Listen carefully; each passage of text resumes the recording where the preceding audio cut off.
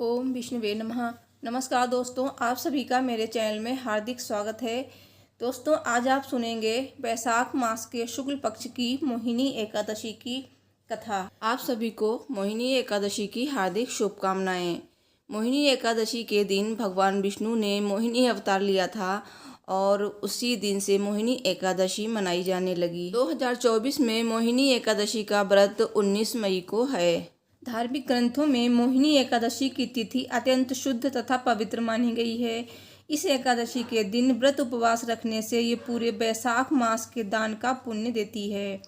वैशाख मास की शुक्ल पक्ष की यही एकादशी समस्त पाप और दुखों का नाश करने वाली तथा सौभाग्य और धन का आशीर्वाद देने वाली मानी गई है। तो इसका व्रत करने से मनुष्य सब मोहजाल से मुक्त हो जाता है। कथा सुनने से पहले कमेंट बॉक्स में जय श्री हरि विष्णु जी अवश्य लिखिए। भगवान विष्णु आपकी सभी मनोकामनाएं शीघ्र ही पूरी करेंगे।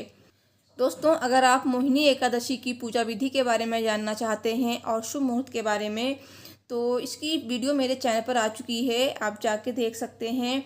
अभी सुनते हैं मोहिनी एकादशी की व्रत कथा। और इस वीडियो को लाइक कीजिएगा और चैनल को भी सब्सक्राइब कर लीजिएगा ताकि आपको आगे आने वाली वीडियो मिल सकें। और मोहिनी एकादशी व्रत का पारण कब और कैसे करना चाहिए, तो इसकी फुल वीडियो आपको मेरे चैनल पर मिल जाएगी। और इसके लिए चैनल को सब्सक्राइब करके रखिए, बेल को प्रेस कर लीजिए। तो आइए सुनते हैं मोहिनी एकादशी की पावन व्रत कथा।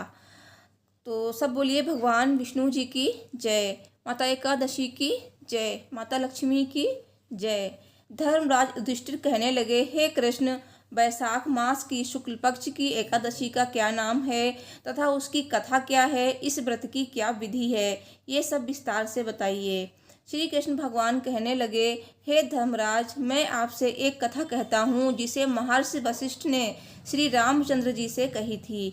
एक समय श्री राम बोले कि हे गुरुदेव, कोई ऐसा व्रत बताइए जिससे समस्त पाप और दुख का नाश हो जाए। मैंने सीता जी के वियोग में बहुत दुख भोगे हैं।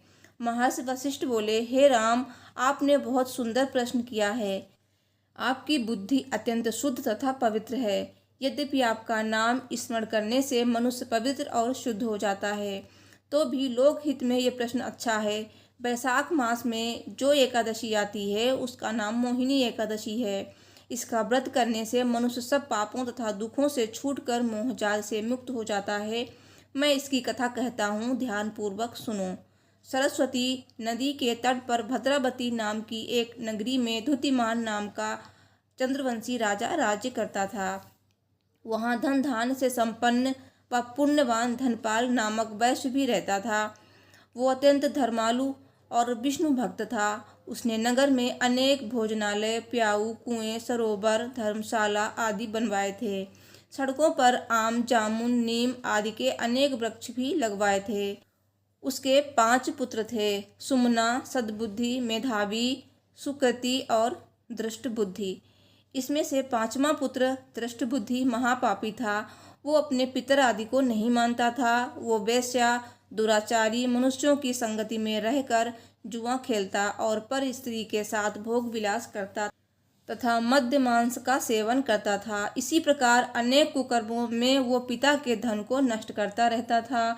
इन्हीं कारणों से त्रस्त होकर पिता ने उसे घर से निकाल दिया था। घर से बाहर निकलने के बाद वो अपने गहने कपड़े बेचकर अपना निर्वाह करने लगा। जब सब कुछ नष्ट हो गया तो वेश्या और दुराचारी साथियों ने भी उसका साथ छोड़ दिया। अब वो भूख प्यास से अति दुखी रहने लगा। कोई सहारा न देख चोरी करना सीख गया। एक बार वो पकड़ा गया तो वैश्य का पुत्र जानकर चेतावनी देकर छोड़ दिया गया, मगर दूसरी बार फिर पकड़ में आ गया। राजाज्ञा से इस बार उसे कारागार में डाल दिया गया। कारागार में उसे अत्यंत दुख दिए गए। बाद में राजा ने उसे नगरी से निकल जाने को कहा। वो नगरी से निकल वन में चला गया। वहाँ वन में पशु पक्षियों को मारकर खाने लगा। कुछ समय पश्चात वो बहेलिया बन गया और धनुष बाण लेकर पशु पक्षियों को मार मार कर खाने लगा। एक दिन भूख प्यास से व्यथित होकर वो खाने की तलाश में घूमता हुआ कौंडिन्य ऋषि के आश्रम में पहुंच गया। उस समय वैशाख मास था और ऋषि गंगा स्नान करके आ रहे थे। उनके भीगे वस्त्रों के छींटे उस पर पड़ने से उसे कुछ सद्बुद्धि प्राप्त हुई। वो कौंडिन्य मुनि के हाथ जोड़कर कहने लगा, हे मुन्ने, मैंने जीवन में बहुत पाप किए हैं और इन पापों से मुक्ति के लिए मुझे कोई साधारण सा उपाय बताएं बिना धन का। उसके दीन वचन सुनकर मुनि ने प्रसन्न होकर कहा कि तुम वैशाख शुक्ल की मोहिनी एकादशी का व्रत करो, इससे समस्त पाप नष्ट हो जाएंगे। मुनि के वचन सुनकर वो अत्यंत प्रसन्न हुआ और उनके द्वारा बताई गई विधि के अनुसार व्रत किया। हे राम, इस व्रत के प्रभाव से उसके सब पाप नष्ट हो गए और अंत में वो गरुड़ पर बैठकर विष्णु लोक को गया। इस व्रत से मोह आदि सब नष्ट हो जाते हैं। संसार में इस व्रत से श्रेष्ठ कोई व्रत नहीं है। इसके महात्म्य को पढ़ने से अथवा सुनने से 1000 गौदान का फल प्राप्त होता है। सब बोलिए भगवान विष्णु जी की जय, माता लक्ष्मी की जय, एकादशी माता की जय। दोस्तों, मोहिनी एकादशी व्रत का पारण कब और कैसे करना चाहिए, क्या खाकर करना चाहिए, तो इसकी फुल वीडियो आपको मेरे चैनल पर मिल जाएगी। तो चैनल को सब्सक्राइब करके रखिए, बेल को ज़रूर प्रेस कर लीजिए। जब भी वीडियो अपलोड होगी उसका नोटिफिकेशन आपको मिल जाएगा। तो मैं मिलती हूँ नेक्स्ट वीडियो में। Thanks for watching. हर हर महादेव, जय माता दी।